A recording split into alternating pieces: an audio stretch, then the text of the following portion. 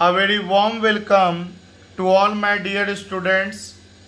हम लोग chapter 1 12th electrostatics को वीडियो के थ्रू स्टडी कर रहे हैं, जिसमें अब तक आप लोगों को potential energy stored in an electric dipole तक का कॉन्सेप्ट दिया जा चुका है। इस वीडियो में मैं आपको पहला क्लास से अब तक जो पढ़ाया गया उससे रिलेटेड क्वेश्चन आंसर को डिस्कस करूंगा, ताकि एक तरह से आप लोगों का रिकॉल हो जाए जो भी आप लोगों ने अब तक पढ़ा है।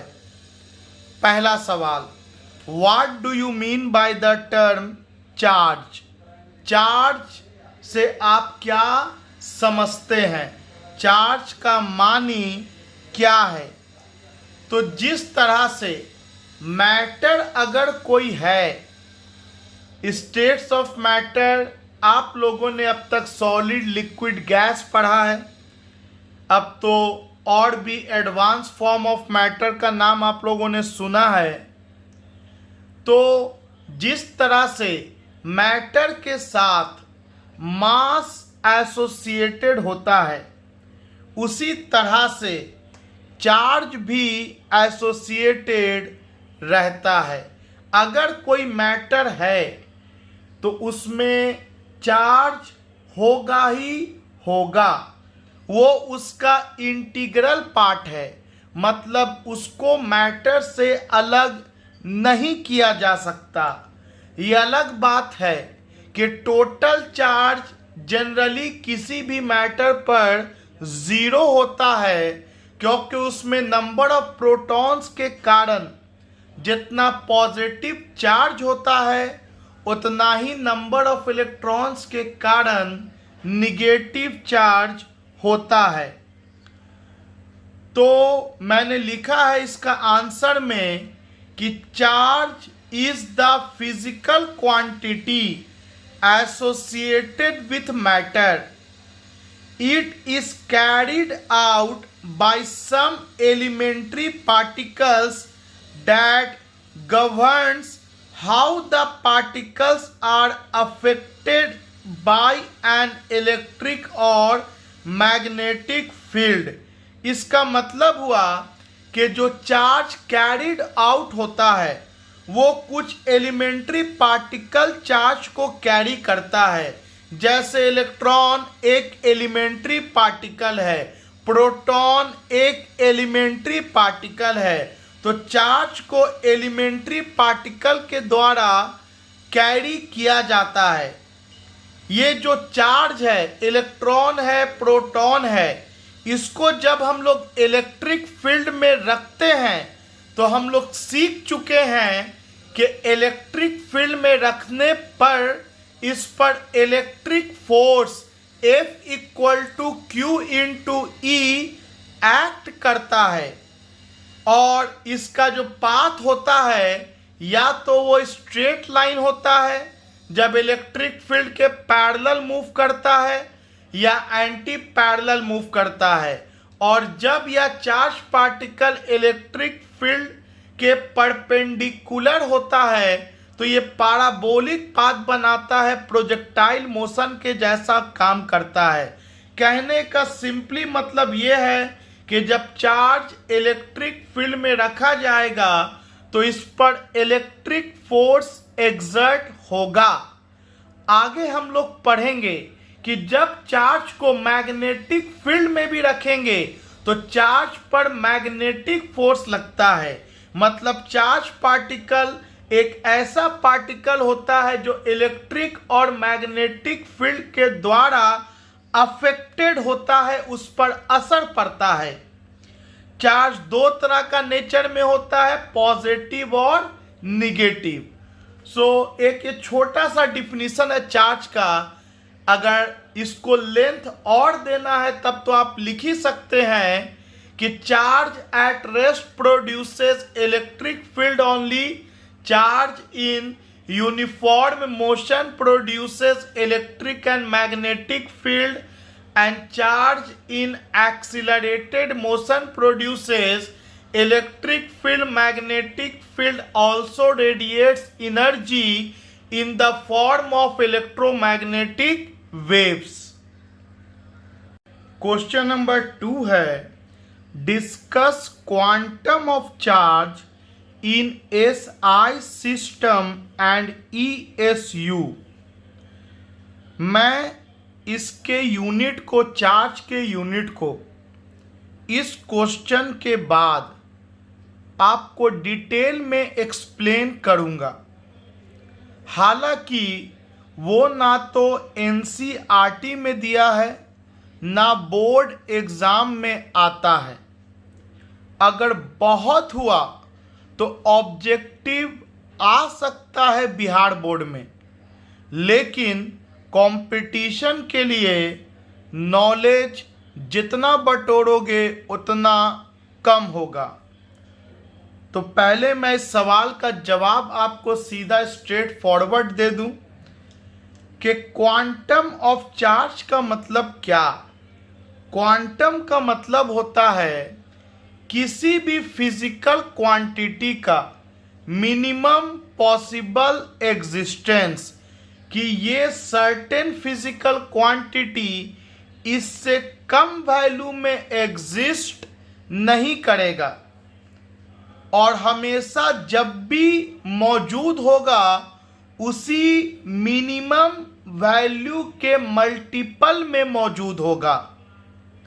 एज फॉर एग्जाम्पल, अगर मैं एक जनरल एग्जाम्पल लूँ फिजिक्स से हट के, हम इंसान लोग, हम लोगों का मिनिमम पॉसिबल वैल्यू क्या है संख्या का, तो एक इंसान, क्या आधा इंसान भी एग्जिस्ट करता है? बिल्कुल भी नहीं। अगर इंसान जिंदा है तो वो एक इंसान मिनिमम कहलाएगा। मतलब हम लोगों का जो क्वांटम है वो 1 है। उसी तरह से मान लो अगर ये जब भी एग्जिस्ट करेगा तो ये दोनों साथ में करेगा, मान लेते हैं। कभी भी नहीं पाया जाता है कि इन लोगों को अलग अलग एग्जिस्ट कर रहा है, नहीं पाया गया, तो बोलेंगे इस सिस्टम का क्वांटम ये है, कितना संख्या में, 1 और 1 2। मतलब जब भी एग्जिस्टेंस होगा इन लोगों का तो 2 के संख्या में होगा। अगर मैं बोलूंगा क्या 3 भी हो सकता है, बोलेंगे नहीं सर 2 होगा, नहीं तो 4 होगा, नहीं तो 6 होगा, तो 2 इसका क्वांटम हो गया। तो क्वांटम का मतलब बहुत सिंपल और सीधा है कि मिनिमम पॉसिबल एग्जिस्टेंस। जैसे चार्ज का क्वांटम SI सिस्टम में पाया गया 1.6 इंटू 10 का पावर -19 कूलम। ये चार्ज का क्वांटम है, मतलब इससे कम पॉसिबल चार्ज पॉसिबल नहीं है, इससे कम चार्ज पॉसिबल नहीं है। इलेक्ट्रॉन बहुत होगा तो 1 होगा, क्या आधा इलेक्ट्रॉन हो सकता है? क्या आधा प्रोटॉन हो सकता है? नहीं। और 1 इलेक्ट्रॉन या 1 प्रोटॉन पर चार्ज का जो मैग्नीट्यूड होता है वो 1.6 इंटू 10 का पावर -19 कूलम होता है। इसलिए इससे कम चार्ज पॉसिबल नहीं है। ये अलग बात है कि नेचर में 2 तरह का होता है, पॉजिटिव और निगेटिव। वो तो पाया गया था कि 2 तरह का चार्ज होता था, तो एक को साइंटिस्ट लोगों ने पॉजिटिव कह दिया, एक को निगेटिव कह दिया। पॉजिटिव को प्रोटॉन कह दिया, निगेटिव को इलेक्ट्रॉन कह दिया, डिफ्रेंशिएट करने के लिए। लेकिन जो चार्ज एग्जिस्ट करता है, चाहे वो इलेक्ट्रॉन हो या प्रोटॉन हो, उसका minimum possible value independent existence करने का यही होता है। और SI सिस्टम में क्वांटम ऑफ चार्ज 1.6 इंटू 10 का power minus 19 coulomb. ESU system, ESU का फुल फॉर्म होता है electrostatic unit of system. Electrostatic unit of system. इस सिस्टम में ये एक सीजीएस सिस्टम है। जैसे आप लोग जानते हैं कि लंबाई को मीटर में भी नापते हैं एसआई में, और सीजीएस सिस्टम में सेंटीमीटर में नापते हैं। मास को केजी में नापते हैं एसआई में, और सीजीएस में ग्राम में नापते हैं। तो चार्ज का सीजीएस सिस्टम दो हिस्सा में बटेगा। कौन कौन सा हिस्सा इसके बाद देख लेंगे। उस दो हिस्सा का एक हिस्सा है ESU। ESU चार्ज का सीजीएस सिस्टम का हिस्सा है, और इस ESU सिस्टम में क्वांटम ऑफ चार्ज, चार्ज का मिनिमम पॉसिबल एग्जिस्टेंस कहा जाता है 4.78 इंटू 10 का power minus 10 ESU, electrostatic unit. तो आपको तो यह ऑब्जेक्टिव है कि ESU सिस्टम में चार्ज का क्वांटम क्या होता है। तो लगभग आप 4.8 भी याद कर सकते हैं, क्योंकि 8 को हटाएंगे और ये 5 से बड़ा है तो राउंड ऑफ करेंगे, तो 4.8 इंटू 10 का पावर माइनस 10 ESU। अगर मैं आपसे कूलम और ESU में रिलेशन पूछ दूं, जैसे आपको रिलेशन पता है मीटर और सेंटीमीटर में, केजी और ग्राम में, कि 1 केजी में 1000 ग्राम, 1 मीटर में 100 सेंटीमीटर, तो बताओ 1 कूलम में कितना ESU होगा। तो बोलेंगे कि चार्ज का SI सिस्टम में मिनिमम पॉसिबल एग्जिस्टेंस 1.6 इंटू 10 का पावर माइनस 19 कूलम है, और ESU सिस्टम में इसका एग्जिस्टेंस लगभग में लिख दे रहे 4.8, जो बिल्कुल करेक्ट कहलाता है, इंटू 10 का पावर माइनस 10 ESU है। क्योंकि बिल्कुल आप लिख सकते हैं कि मास का SI सिस्टम में 1 केजी जो कि इक्वल होता है 1000 ग्राम के। आप 1 केजी बोलो या 1000 ग्राम बोलो, एक ही बात। सिमिलरली चार्ज का minimum possible existence SI system में करो तो 1.6 इंटू 10 का पावर माइनस 19 कूलम, और CGS सिस्टम में करो वो भी ESU वाले में तो 4.8 इंटू 10 का पावर माइनस 10 ESU, जिसको स्टैट कूलम भी कहा जाता है। ESU का दूसरा नाम स्टैट कूलम भी है। यह CGS यूनिट ऑफ चार्ज है। तो 1 कूलम में कितना हो जाएगा, तो आपको पता है कि 1 कूलम को इधर छोड़ दो। अरे अपने मन से यहाँ सोच लो कि 1 से मल्टीप्लाई कर दिया, कर सकते हैं, कोई फर्क तो पड़ेगा नहीं। अब 1 और कूलम को छोड़ दो तो ये मल्टीप्लाई वाला इधर जाएगा तो डिवाइड में हो जाएगा।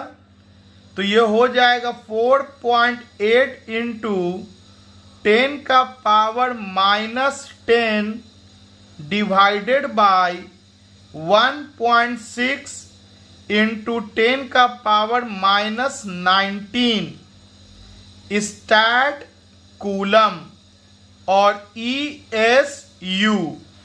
तो कितना हो जाएगा, ये 3 बार में कटेगा, माइनस 19 ऊपर जाएगा तो प्लस 19, तो 1 कूलम इक्वल टू 3 इंटू 10 का पावर 9 स्टैट कूलम।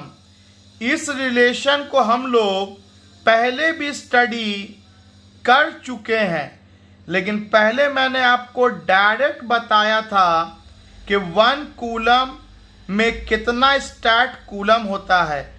अभी मैंने रीजन दिया कि किस तरह से प्रूफ किया जा सकता है कि how much 1 coulomb is equal to stat coulomb.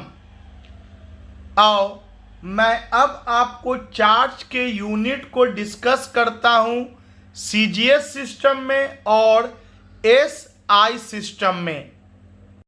देखो बाबू, इन सीजीएस सिस्टम में पहले डिस्कस करते हैं। चार्ज को सीजीएस सिस्टम में 2 तरह से डिवाइड किया गया। एक इलेक्ट्रोस्टैटिक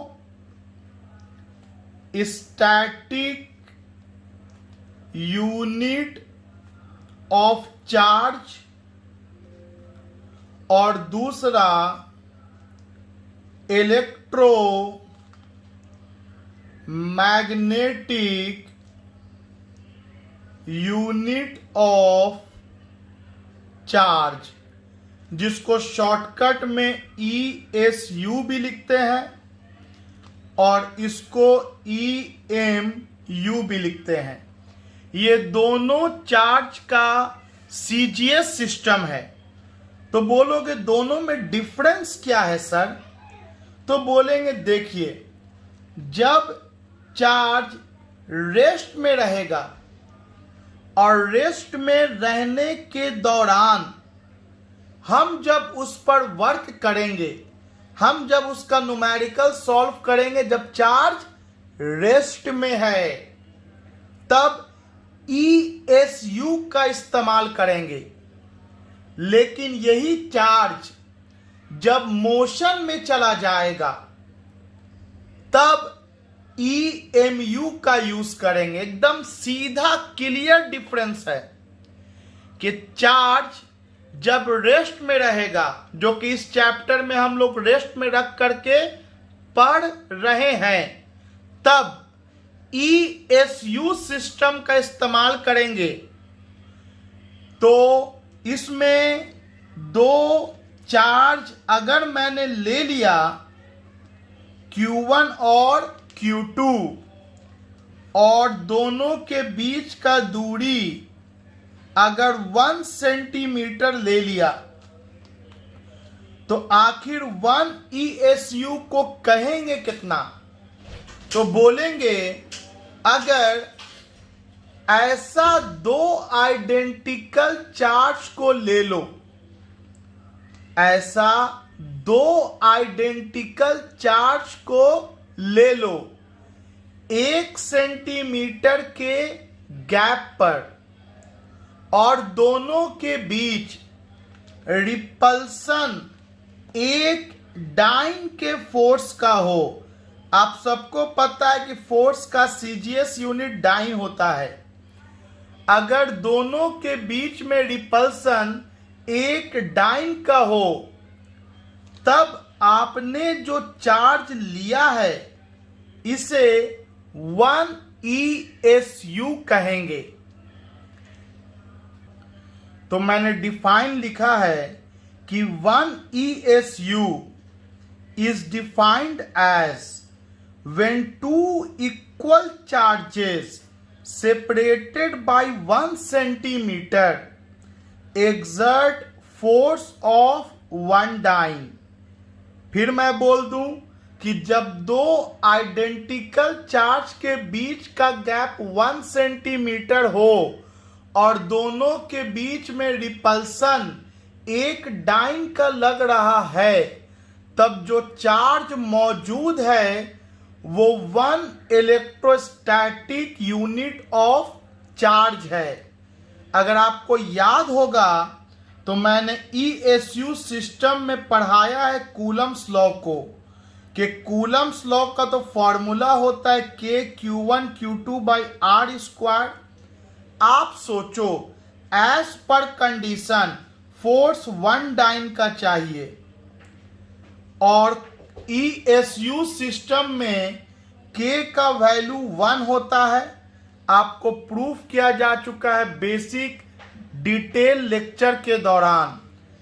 Q1 और Q2 पता नहीं मुझे, इतना पता है कि आइडेंटिकल है और दूरी है 1 सेंटीमीटर का स्क्वायर। तो आप ही बताओ कि इस इक्वेशन को सेटिस्फाई करना है तो Q1 और Q2 का वैल्यू क्या होना चाहिए। क्लियरली Q1 और Q2 का वैल्यू जब 1 अगर पुट करेंगे तभी RHS और LHS इक्वल हो पाएगा।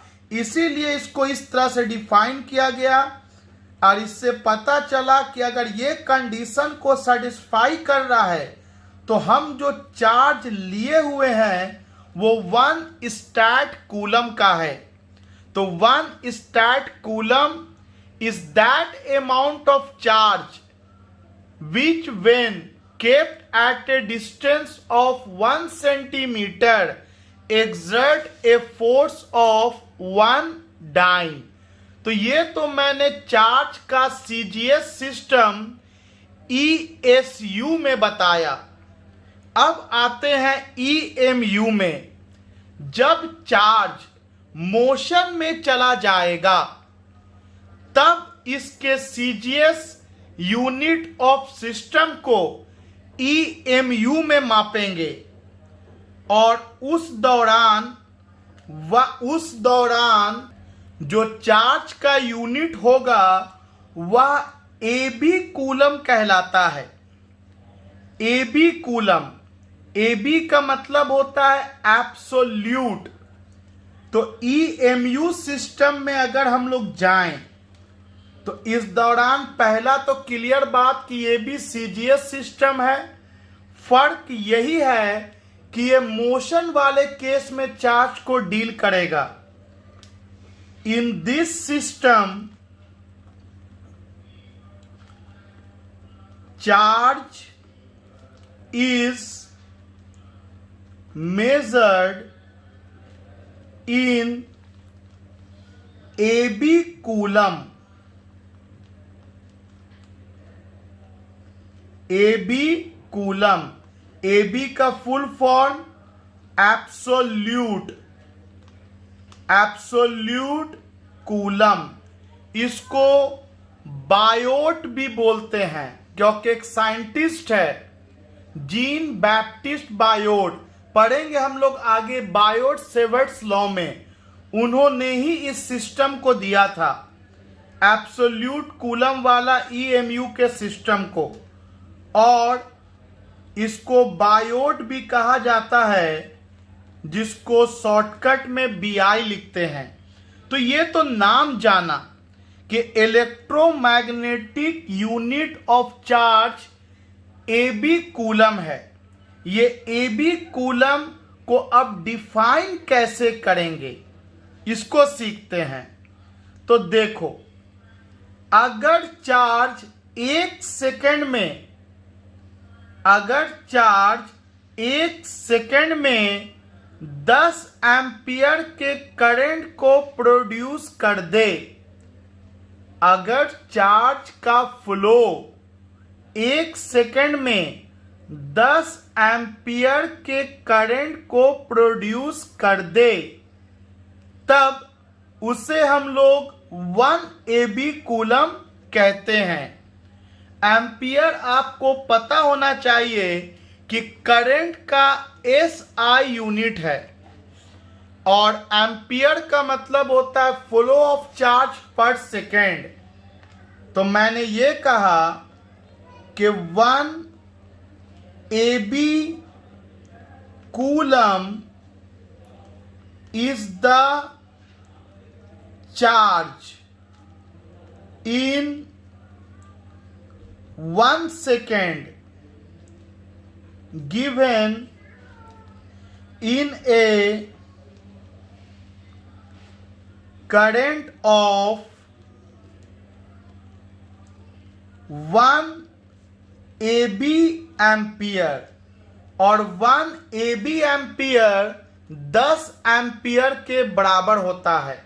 इसलिए मैं आपसे बोला था 10 एम्पियर, क्योंकि आप लोग एम्पियर को पहचानते हैं। एम्पियर को अगर मैं आपको सिंपल लैंग्वेज में समझाऊं, 1 सेकेंड में जितने चार्ज का फ्लो हो जाए, अगर 40 कूलम के चार्ज का फ्लो 2 सेकेंड में हुआ है तो बताओ कितना एम्पियर हुआ। तो बोलेंगे 40 कूलम के चार्ज का फ्लो 2 सेकेंड में, तो 1 सेकेंड में 20 कूलम फ्लो किया और उसी 20 कूलम को बोलेंगे 20 एम्पियर। फिर सुनो, अगर 1 सेकेंड में 10 कूलम का फ्लो किया चार्ज, तो बताओ कितना एम्पियर हुआ। तो दिमाग में एकदम हिंदी में बैठाओ, 1 सेकेंड में जितना चार्ज का फ्लो होगा उसको एम्पियर कहेंगे। तो 1 सेकेंड में 10 कूलम के चार्ज का फ्लो हुआ तो बोलेंगे 10 एम्पियर। और ये 10 एम्पियर 1 AB एम्पियर के बराबर होता है। 10 एम्पियर 1 AB एम्पियर के बराबर होता है। और 1 सेकेंड में अगर 1 AB एम्पियर फ्लो हो तब उतना चार्ज को हम लोग 1 AB कूलम कहते हैं। तो 1 AB कूलम और कूलम में क्या रिलेशन है सर? तो 1 कूलम में 1/10 AB कूलम होता है। 1 कूलम में 1/10 AB कूलम होता है, या 1 कूलम में 1/10 EMU भी आप लिख सकते हैं, इलेक्ट्रोमैग्नेटिक यूनिट। तो देखो बाबू, ये तो मैंने बहुत डिटेल में बताया जो आप लोगों को कंपटीशन में ऑब्जेक्टिव में काम आएगा, और जब आगे इंजीनियरिंग वगैरह करोगे तो वहाँ ये सब टर्म आएगा। जैसा कि मैंने कहा, ना एनसीईआरटी में दिया है, ना जनरली आप लोगों को इसका वीडियो कहीं पर भी अवेलेबल मिलेगा।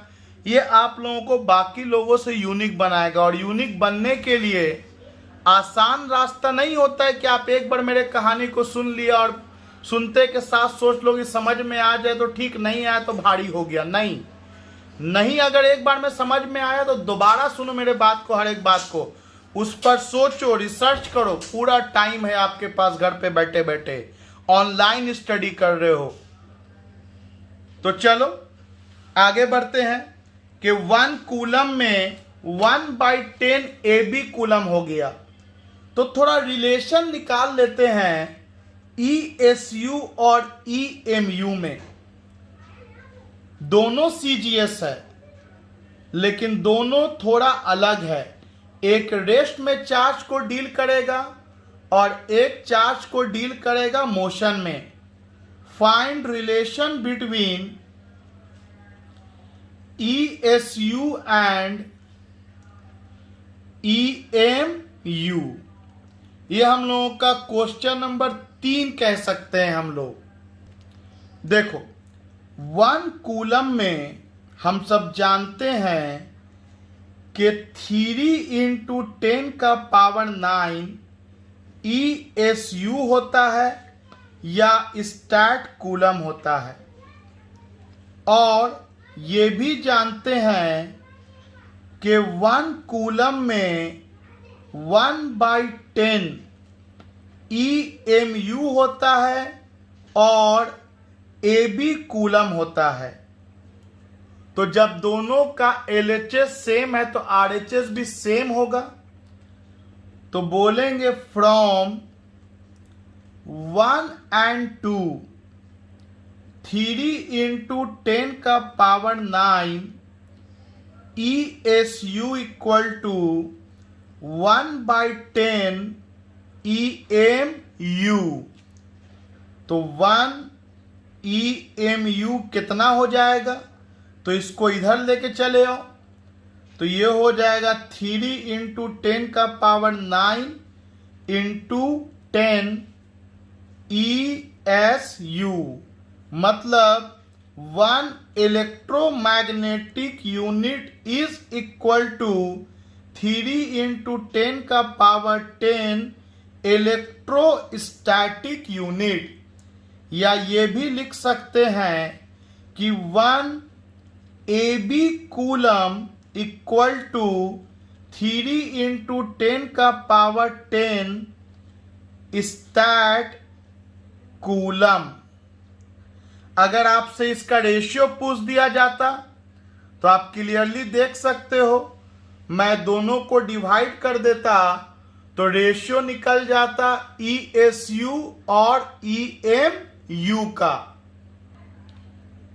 अगला सवाल उसी से रिलेटेड कि हम लोगों ने क्वांटम ऑफ चार्ज को समझा था SI सिस्टम में, कि SI सिस्टम में चार्ज का क्वांटम लिख देता हूं मैं, इन SI system quantum of charge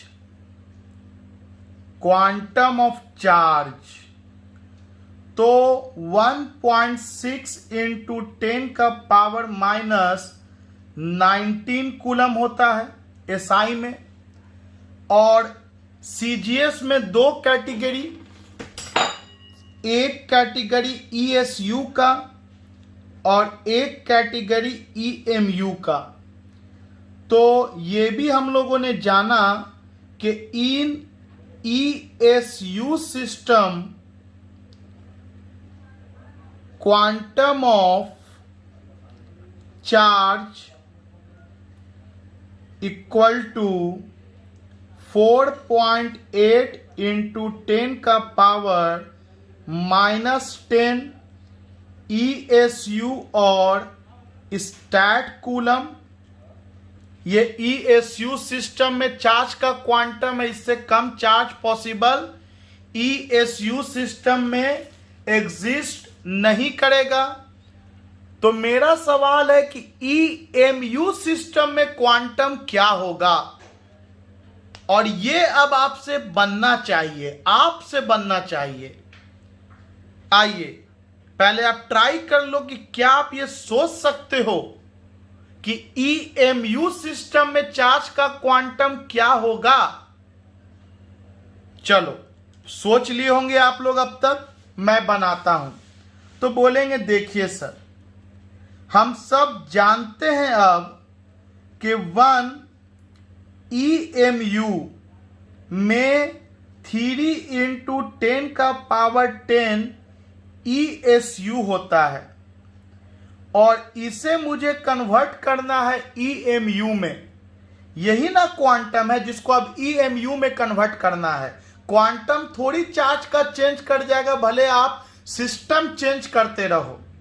तो बोलेंगे देखिए सर 1 ESU में कितना, ये पहले बताइए। तो बोलेंगे 1 EMU में इतना, तो 1 ESU, तो अपने मन से यहां 1 से मल्टीप्लाई करके इसको छोड़ दो, ये नीचे आ जाएगा। तो 1 ESU में 1/3 into 10 का पावर 10 EMU। 1 ESU में 1/3 into 10 का पावर 10 EMU। तो 1 ESU में इतना EMU, तो इतना ESU में कितना EMU, बहुत आसान, मल्टीप्लाई कर दीजिए।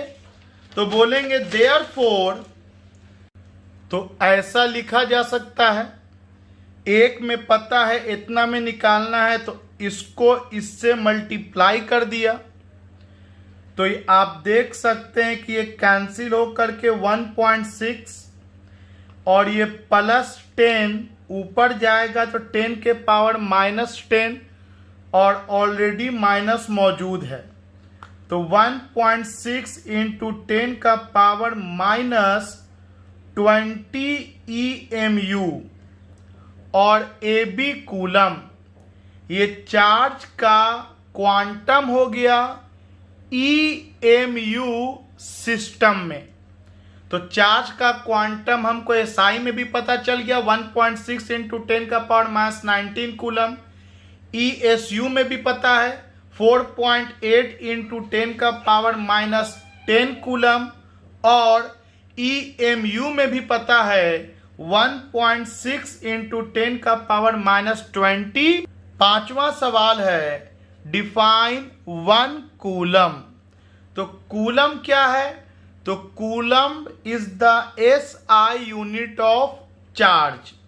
1 कूलम को डिफाइन करेंगे when two identical charges separated by a distance of 1 meter in air exert force of 9 into 10⁻⁹ Newton, then the charge given will be equal to 1 coulomb. Hindi हुआ कि जब दो एक जैसा चार्ज को 1 मीटर के दूरी पर हवा में रखें तो अगर दोनों के बीच में लगने वाला रिपल्सन का फोर्स 9 इंटू 10⁻⁹ न्यूटन हुआ तो जो गिवन चार्जेस है ये 1 कूलम का होगा। As you can see F equal to K Q1 Q2 by R square from coulomb's law. तो according to question force 9 into 10⁻⁹ चाहिए। K का वैल्यू एयर के केस में 9 इंटू 10⁻⁹ न्यूटन मीटर स्क्वायर पर कूलम स्क्वायर होता है। Q1 Q2 दो charge है आइडेंटिकल और दोनों के बीच का दूरी 1 मीटर है। तो ये कंडीशन LHS RHS कब सेटिस्फाई हो सकता है? तो जाहिर सी बात है जब Q1 और Q2 दोनों ही 1 कूलम का होगा तो ये इक्वेशन सेटिस्फाई हो जाएगा। तो हम लोग डिफाइन लिखेंगे। तो मैंने डिफिनीशन लिखा है 1 coulomb is defined as that amount of charge, that या दैट से बेहतर वर्ड होगा which repels an equal and similar charge with a force of 9 into 10⁻⁹ Newton when placed in a vacuum at a distance of 1 meter from it। Hindi हुआ कि एक coulomb उतना charge को कहेंगे या उस चार्ज को कहेंगे जो अपने ही जैसे बराबर वाले चार्ज को रिपेल करे 9 इंटू 10⁻⁹ न्यूटन के फोर्स से जब वह चार्ज उससे 1 मीटर के दूरी पर वैक्यूम में रहे। आइए इसी तरह हम लोग डिफाइन कर लेते हैं 1 ESU और स्टैट कूलम ऑफ चार्ज। तो 1 ESU of charge or 1 stat coulomb is that charge which repels an equal and similar charge with a force of 1 dyne kept at separation of 1 centimeter in vacuum। मतलब एक stat coulomb उस charge को कहेंगे जो अपने ही जैसे दूसरे charge को रिपेल करेगा 1 डाइन से जब वह दूसरा चार्ज 1 सेंटीमीटर के दूरी पर वैक्यूम पर होगा। मतलब अगर मैं फिगर बना दूं तो बोलेंगे 1 स्टैट कूलम उस चार्ज को कहेंगे जो अपने ही जैसे दूसरे चार्ज को रिपेल करेगा 1 डाइन से जब दोनों के बीच का दूरी 1 सेंटीमीटर होगा।